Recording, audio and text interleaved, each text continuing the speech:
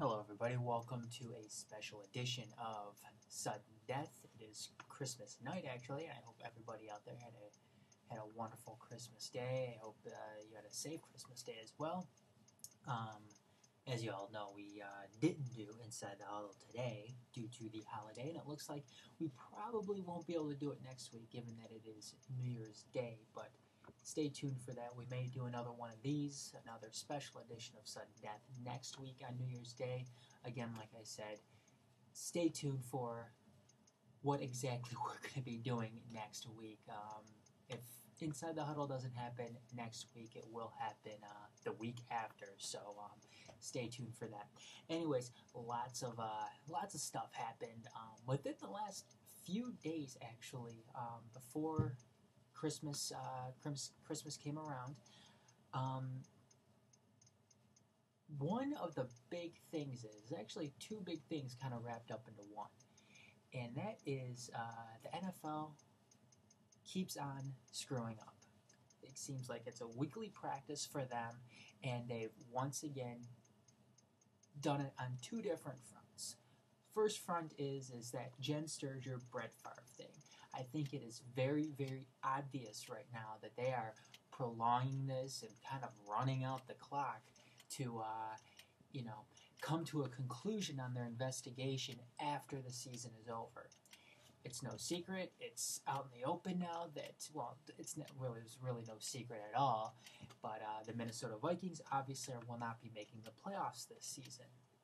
So what the NFL is doing is they are just prolonging things until after the Vikings season is over. Once the season is over, they will come out and tell the world what their decisions, what their findings were on the whole Brett Favre, Jen Sturger situation.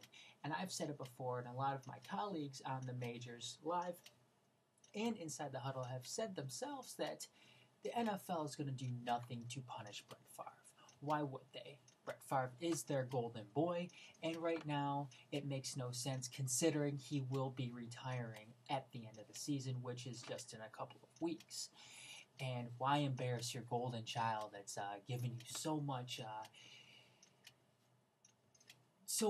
many glorious things in the past, and that's not going to happen with Brett Favre. He is obviously him and the NFL are going to ride this thing out and wait till the season is over with, and the NFL is going to decide on something then, if anything.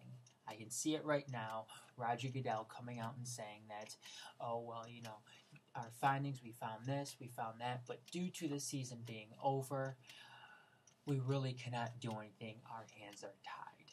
So that's one. The second is the NFL reportedly sending a letter of apology to the Tampa Bay Buccaneers after an incident that happened last week where the Bucs lost to the Detroit Lions. Now what happened is I believe it was in the fourth quarter. Josh Freeman led a drive downfield through, I believe it was a 2-yard touchdown pass. So it seemed a touchdown pass to Bucs tight end Kellen Winslow Jr.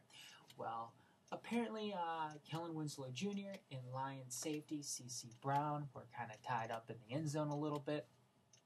There was some shoving back and forth. Kellen Winslow pushed off, caught the ball, ref threw a flag. Lo and behold, offensive pass interference, and the touchdown was nullified. Tampa Bay had to settle for a field goal. Now, that ended up in some way costing the Bucs the game because the Lions were able to kick a field goal to tie it up at the end, and then kick a field goal in overtime to win it. Now, there's no saying whether or not the Lions would have been able to come back because I believe if the Bucs would have scored that touchdown, the Bucs would have been up by 4 points. So a touchdown or a field goal for the Lions at the end of the game would have been no good. Now, the NFL is reportedly saying, according to some Bucs coaches, notably the offensive coordinator for the Tampa Bay Buccaneers, Greg Olsen, said that the NFL did apologize because they got the call wrong. Now, it's no secret on these shows that all of us are from Detroit. for the most part, all of us are for the most part, Detroit Lions fans. Now, we've seen the Lions get screwed over and over again this season so far as far as calls go by the referees. We saw the Calvin Johnson catch and no catch first game of the season in Chicago, which essentially in some way kind of destroyed the rest of our season. We also saw the multiple bad calls on Ndamukong Suh, whether it be the Marion Barber hair pull, which they called a horse collar, or whether it be the shove to the back of Jay Cutler, which they ended up fining Ndamukong Suh $15,000 for essentially, which was nothing. They fined him for a shove, a legal shove at that. Now, when you take a look at this play, yes, both players were shoving back and forth. They were beyond the 5-yard line, and Kellen Winslow got the last push in, caught the ball. Now, if it was the other way around, if C.C. Brown and Kellen Winslow were, fighting for position, and Kellen Winslow was the one to be shoved down, C.C. Brown would have gotten the defensive pass interference. So, and actually the NFL got the call right. However, this whole apology leads many to believe that the only reason why they're doing it is because Tampa Bay is in a playoff race and the Lions are not.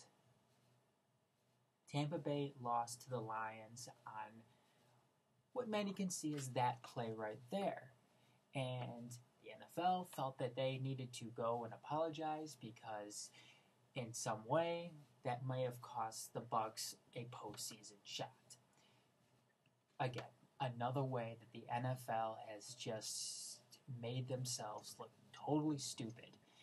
Whether it be the Jen Sturger thing, whether it be having to play at TCF Bank Stadium last week for the Monday night game, or whether it be the multiple bad calls and the bad calls in general throughout this season.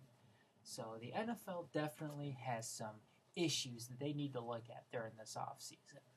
Moving along to college, the big story this past week, which again happened within the past couple of days, was the allegations at Ohio State surrounding their football team where players were receiving improper benefits. And this all broke from there being reports that some players on the Ohio State football team were receiving free tattoos in exchange for autographs. And it seemed once they started digging at that, it seems like more stuff started to emerge. More notably, a lot of this stuff kind of surrounds their star quarterback, Terrell Pryor. Now, I got this report off SI.com, which is one of my favorite websites. And what it says is that Pryor and 4 teammates were suspended Thursday by the NCAA for the first 5 games of next season for selling championship rings, jerseys, and awards. They also received improper benefits from up to 2 years from the tattoo parlor and its owner. Now, the NCAA said that they could still play in the Sugar Bowl against Arkansas on January 4th. Ohio State's first 5 games next season are against Akron, Toledo, Miami, Colorado, and Michigan State. Ohio State has plans to appeal, hoping the number of games might be reduced. The tattoos that they receive can run anywhere from $50 to hundreds or even thousands of dollars. Many college athletes have more than one. Pryor certainly does. One arm alone is covered from his biceps up to his wrists. Now, along with all this for Terrell Pryor, he even sold a sportsmanship award from the 2008 Fiesta Bowl along with his 2008 Big Ten championship ring. More egregious to Ohio State fans, he sold a gold pants trinket, an iconic charm given to players who are part of a victory over rival Michigan. He may not be easily forgiven by Buckeyes fans who revere such traditions. His teammates also sold Big Ten championship rings. The Buckeyes have won the last 6 conference titles, plus football jerseys, pants, and shoes. Now, along with Terrell Pryor, Leading rusher Daniel Boom Herron, number 2 wide receiver DeVere Posey, all Big Ten offensive tackle Mike Adams, and backup defensive end Solomon Thomas must sit out 5 games and donate $1,000 to $2,500, the value of the things they sold or the discounts they received, to charity. Now, again, the NCAA is a lot like the NFL in that it's a very dirty business. The NCAA may be more so. Simply because for the NCAA, it is all about money. It is all about money, much like the NFL, but the NCAA seems like they're a special case. Now, you may be asking yourself, okay, well, why aren't they being suspended immediately? You know, I mean, we saw what happened with Tom Izzo. We saw Tom Izzo, you know, those allegations came out, he was suspended the next day. We've seen it hundreds of times before with college players where they would do something, they would get in trouble, and they would be suspended the next game. Now, this isn't happening in Ohio State's case. Why? Because they're playing in a BCS bowl game. And what comes before that BCS bowl game? It is the All-State Sugar Bowl. It is not just the Sugar Bowl. It is the All-State Sugar Bowl. So the BCS, the NCAA, has to appease their sponsors. And if they don't, then there could be sponsorship trouble later on down the road. And who are some of the big names here in this whole Ohio State investigation? It was Terrell Pryor, their star quarterback, their leading rusher, Boom Herron. Now, if it was just that backup defensive end, Solomon Thomas, who was engaged in all of this and being investigated over this and suspended over this, you could sure bet that he would probably be suspended for the Sugar Bowl. Now, again, like I said, it's all about money. It's all about sponsorships for the NCAA and the BCS. So that is your reason why they're suspended for the first 5 non-conference games and the first Big Ten game here against Michigan State, where in actuality they're probably going to be able to handle teams like, who do we have here? Akron and Toledo, and you know, they may have some trouble with Miami, but Colorado is nowhere near the Colorado that we've seen in the past. So, again, it is all about money for the NCAA. It's a very, very dirty business. It's a very, very slimy business, and there you go. That's the reason why they're suspended next season as opposed to this season in the Sugar Bowl.